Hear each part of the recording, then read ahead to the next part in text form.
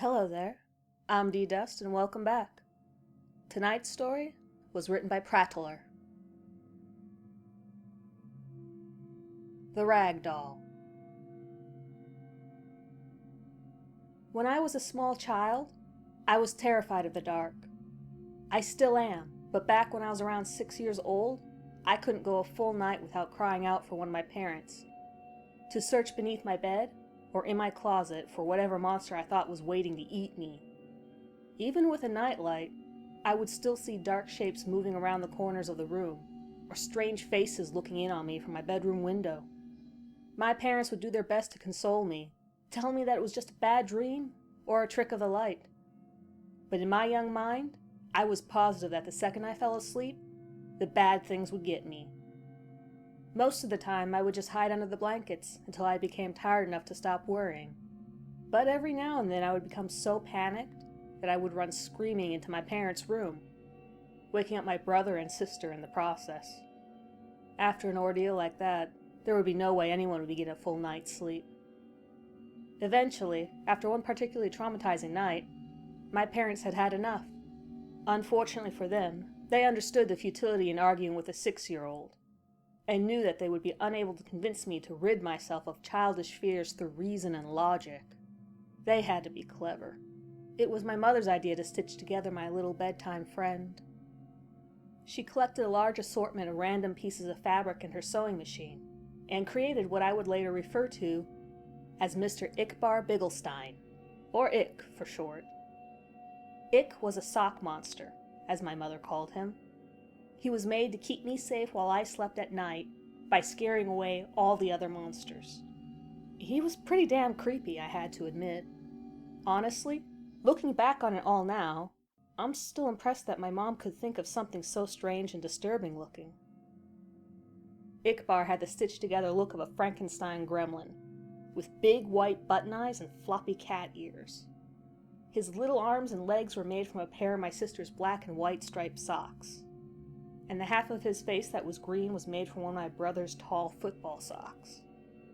His head could have been described as bulbous, and for his mouth, my mom attached a piece of white fabric and sewed in a zigzag pattern to shape a wide grin of sharp teeth. I loved him at once. From then on, Ick never left my side. So long as it was after dusk, of course. Ick didn't like the sun and would get upset if I tried to bring him to school with me, but that was okay. I only needed him at night to keep away the boogeymen, which was what he was good at. So every night at bedtime, Ick would tell me where the monsters were hiding, and I would place him near the section of my room closest to the spookiness. If there was something in the closet, Ick would block the door. If there was a dark creature scratching at my window, Ick would be pressed up against the glass. If there was a big hairy beast under my bed, then under the bed he went. Sometimes the monsters weren't even in my room. Sometimes they would hide in my dreams, and Ickbar would have to come with me into my nightmares. It was fun bringing Ick into my dream world, as he and I would spend hours fighting off ghouls and demons. The best part was, in my dreams, Ick could talk to me for real. "How much do you love me?" he would ask. "More than anything," I would always tell him. One night, in a dream, after I'd lost my first tooth, Ick asked me for a favor. "Can I have your tooth?" I asked him why. "To help me kill the bad things," he said. The next morning at breakfast, my mom asked me where my tooth went. From what she told me, the tooth fairy didn't find it under my pillow. When I told her that I gave it to Ickbar, she just shrugged and went back to feeding my little sister. From then on, every time I lost a tooth, I would give it to Ick. He would always thank me, of course, and tell me that he loved me. Eventually, though, I ran out of baby teeth, and I was beginning to get a little too old to still be playing with dolls. So Ick just sat there on my bookshelf collecting dust, slowly fading away from my attention. Over time, the nightmares, however, became worse than ever.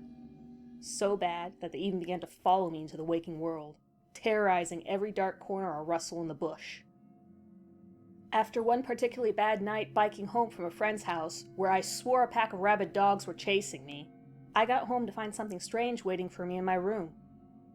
There, on my bed, standing fully upright in the soft glow of the moonlight from my window, was Ikbar. At first I just thought my eyes were playing tricks on me again. They had been all evening, so I tried to flick on the lights. Another flick of the light switch, then another and another, with no change to the darkness. It was then that I started to get nervous. I backed away slowly towards the door behind me, my eyes never leaving the shape of Ik's silhouette, my hand awkwardly outstretched behind me reaching for the doorknob. I was just about to get my ass out of there when I heard the door slam itself shut, locking me into blackness. In nothing but shadows and silence, I stood frozen in place, not even breathing. For how long I can't say, but after what felt like a lifetime of cold fear, I heard the shrill, familiar voice. "You stopped feeding me, so why should I protect you?" "Protect me from what?" "Let me show you." I blinked once, and everything changed. I wasn't in my bedroom anymore. I was somewhere else. It wasn't hell, but the comparison wasn't far off. It was some sort of forest, a horrible, nightmarish place where partial embryonic abortions hung from the canopy, and the ground swarmed with carnivorous insects. A thick fog wafted through the air, and with it the stench of rotting meat, while chartreuse lightning flashed across the night sky. In the distance, I could hear the agonizing screams of something not quite human. My head throbbed like it was about to explode, the pain forcing out a river of tears. In my mind, I heard his voice again. "This is what your reality would become without me." I felt earth-shaking footsteps approaching fast. "I'm the only one who can stop it." It was behind me now, huge and angry, hot breath across my back. "Bring me what I need, and I will." I woke up before I could turn around. The following day, I raided my parents' closet for my brother's baby teeth, giving them all to Ikbar.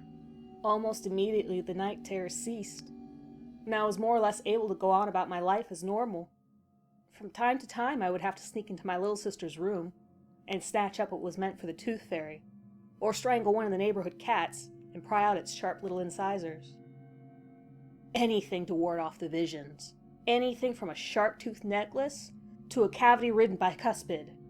I also began to notice that Ik would move about my room whenever I left for any length of time, rearranging my stuff and hanging additional curtains. He was even beginning to look more lifelike, somehow. In the right light, his teeth would glisten, and he was warm to the touch.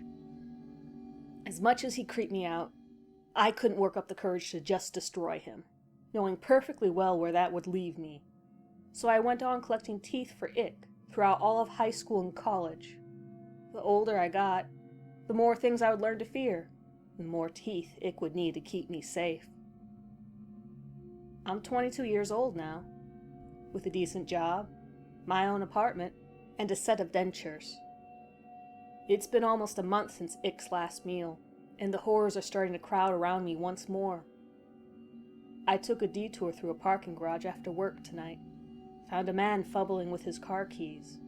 His teeth were stained yellow from a lifetime of cigarettes and coffee. Even still, I had to use a hammer to get out the molars. When I got back to my apartment, he was waiting for me.